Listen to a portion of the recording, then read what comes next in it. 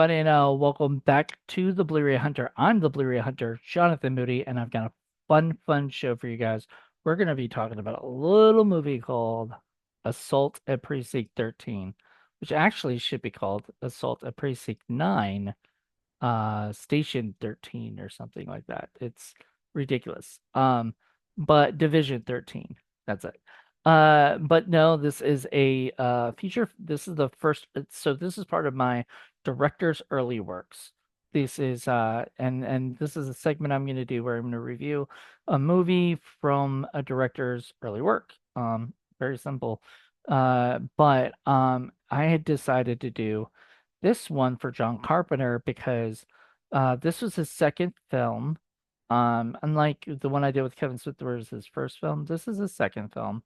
And this is a film where I felt like he was starting to come in on his own. Like I could have done Dark Star, but I don't think I have that on Blu-ray.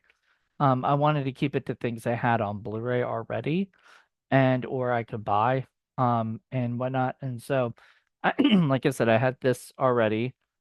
It does, I'm gonna tell you guys real quick, it does come with some great special features because this is Scream Factory. It comes with a new interviews with Nancy Loomis Keys and art director, sound effects engineer Lee Wallace, who I believe she did marry somebody that was part of that group. It might have been him. Audio commentary by writer director John Carpenter, interview with John Carpenter and actor Austin Stoker, and theatrical trailer. I watched some of the interview with John Carpenter and Austin Stoker, and it looked pretty cool. It was like at the Egyptian Theater or something. It was pretty neat. Um, let me just say this was like the closest to becoming Halloween. Like you might have known that this was the same director. Now, I mean, he used Nancy Loomis, he used Charles Cyphers. I'm sure he used other people too that I don't know offhand. Um, uh, he used a lot of people that, and he actually used names of people he knew. Um, like there's a Tramer, Officer Tramer, and that was a later in Halloween, there's a character named Ben Tramer. So I'm wondering if that's in the, world, if that's the same family or something. I don't know. Is that saying like this is connected? I don't know. I just think he liked that name. Um, what I really liked about the movie, if you haven't seen the movie's about uh John Carpenter made this movie about he wanted to make a Western. He wanted to make Rio Bravo, but he couldn't afford to make Rio Bravo. So what he did was he took the idea, like, which is kind of cool. So, was it the samurai movies from Kira Kurosawa? Those were made into westerns, you know, and so now the westerns were being made into cop movies, and to me, that's a pretty cool like thing. There's basically this big siege in in Precinct 13 or whatever, Precinct 9, which was getting shut down and all this. Like there is a line in the movie where the guy's like this one guy's like, this is a pretty active place for something, for a place that's going to be shut down, something like that. And I laughed because yeah, that's true. That's how it feels. Like this does feel like this does not look like it's being shut down at this moment. um but I really enjoyed rewatching this. I hadn't seen it for a while, and I was so excited to rewatch it because it is one of those movies that really gets you. Like you're in it. Your heart's pumping, the time just flies like that. Like all of a sudden it's it's over, and whatnot. And so it's just a lot of fun. The idea is and they have one scene that I'm sure gets talked about a lot because it was sort of like, especially at that time, 1976, it was such a really effed up scene.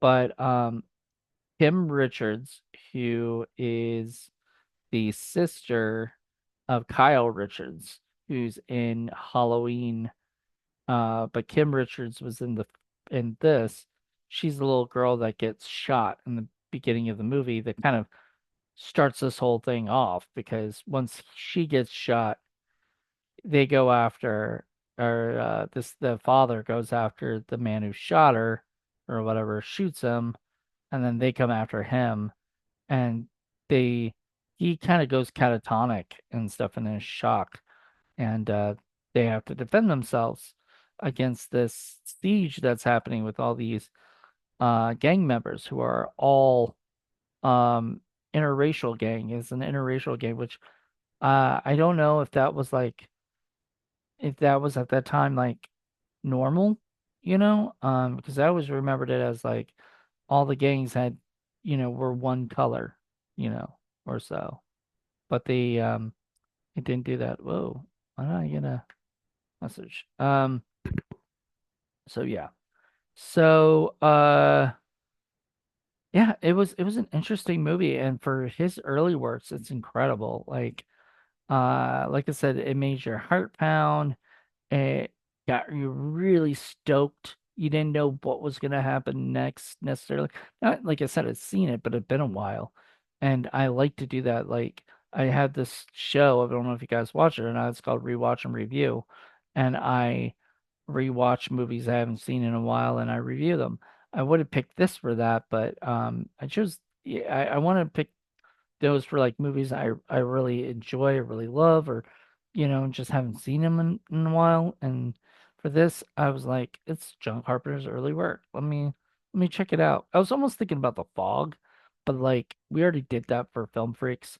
So if you want to hear my thoughts on that, just go to Indie Film Cafe and check out Film Freaks and you'll see my thoughts on The Fog. So I don't really want to redo that. I wanted to do something new that I probably wasn't going to do for Film Freaks. Like of all the John Carpenter movies, this probably wouldn't have gone on Film Freaks. Just because there's so many, like Escape from New York, They Live, Prince of Darkness, Halloween. I mean, just all these other ones. But this was like the one that just sort of kicked it all off for John. I mean, his music was intense and crazy. Everything was just great. Um, I highly recommend this movie. If you haven't seen it, it's really, really good. I mean, there's some criminals that are kind of prisoners there that they have to help, and everything have to band together to stop these people, these gang members. And it becomes you know, sort of like this shootout, thing, at the OK Corral. And so I get what he was trying to do with the Rio Bravo, but it's so funny. If he hadn't mentioned that or I hadn't read that or whatever, I never would even thought about that. And he even said that he wanted to, in the interview, he said he wanted to remake Rio Bravo. So that totally, totally makes sense. Rio Bravo is one of the ones I haven't seen. And I'm actually going to be reviewing for Blu-ray Hunter reviews at some point when I can sit down and watch long movies because like a lot of these westerns are like 2.5 hours to 3 hours long and stuff, and I'm just sometimes I just don't have the time and patience to really do that. But yeah, I really really enjoyed this. I had a fun time. I can't wait to uh like I want to dive more into John Carpenter stuff that I haven't seen. There's a bunch I haven't seen of his. And so I really want to do that. I also wanted to do at one point I wanted to do um the director's early works of David Lynch. However, I don't have his early works. I don't have Eraserhead or Elephant Man on Blu-ray. So I'm gonna have to wait. I think some of those are coming to 4K at some point. Um, I know his stuff just keeps getting upgraded to 4K, and maybe they're gonna make that like a newer thing, gonna push that up because those movies are big, you know, David Lynch, and so it'd be really nice to if they did that and they have maybe some kind of like retrospective with some of the people talking about, you know, David Lynch and how I know they did a whole documentary on him and stuff, but anyway, I want to do more stuff with different directors and Maybe one of the other ideas doing Steven Spielberg, Billy Wilder, um, tons of different people. And yeah, I can't wait. I think this is going to be a pretty cool segment. But for now, I just want to do this one. I didn't want to spoil anything. I don't want to tell you guys the ending, which ending is freaking insane. Probably one of the best endings in a while for like those kind of movies. And for me, I always thought like when I was thinking about it, I was like, it's very much like the Warriors in a way. Like it's not the same story. No, don't get me wrong. It's like it's not the same storyline or anything. But like, the except it's like if the Warriors were going after the cops or like the bad guys that were their gang was going after the cops. And I'm wondering if Walter Hill ever saw this movie and what his thoughts were. Like if he was ever sort of inspired to do the Warriors, because I guess at that time gangs were like really, really huge. They're not as big in the movies now as they used to be. And I feel like because it's just not the same, as it used to be. So I don't know. Anywho, I'm just happy that I was able to, you know, get out here, do this, watch this. I do want to watch them, listen to the commentary and stuff. John Carpenter's one of those directors that actually there's people like him and Sidney Lumet and a couple other people who actually really do love to do commentary tracks and everything and talk about the movie. And to me that's really cool, because I love hearing my commentary. I loved it when like Tarantino did True Romance, but then he never did anything else and I was like, what in the world is going on here? Why not? But, that's his choice. Um but aside from that, that's it. So if there's anything I missed, there's something you guys want to talk about in the comments below.